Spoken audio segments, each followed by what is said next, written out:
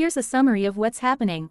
What happened? On October 28, 2025, the Gaza Strip came under heavy strikes by the Israel Defense Forces (IDF) after Hamas was accused by Benjamin Netanyahu's government of violating a ceasefire deal.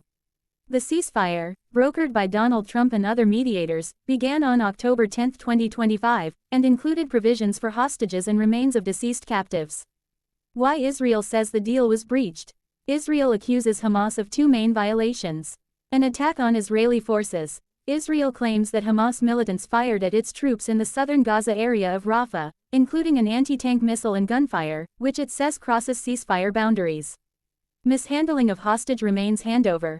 Under the deal, Hamas agreed to return the bodies of deceased Israeli hostages. Israel says Hamas handed over partial remains of a hostage whose body had already been returned to Israel in 2023, thereby staging a misleading handover. Israel claims drone imagery shows Hamas burying a body, covering it up, then handing that over to the International Committee of the Red Cross (ICRC) to create a false impression of progress. Prime Minister Netanyahu's office called this a clear violation of the agreement. The strikes and consequences. The IDF responded by launching air strikes across Gaza, hitting areas including the central refugee camp of Berea Refugee Camp, Gaza City and Khan Yunis. At least 26 people were reported killed in the strikes, according to health officials in Gaza.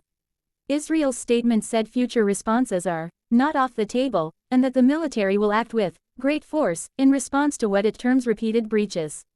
Meanwhile, Hamas denied involvement in the alleged attack, reiterated its commitment to the ceasefire, and blamed Israel for continuing violations, including delays in locating the hostage remains in the devastated enclave. Why this matters? The ceasefire was one of the few recent diplomatic efforts to bring down violence and brokered the release of living hostages in exchange for Palestinian prisoners.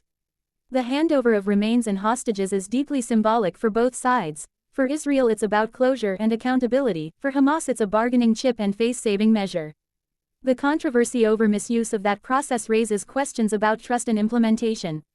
The conflict remains highly fragile. Even though the ceasefire has held for a short period, these new skirmishes highlight how quickly it can unravel.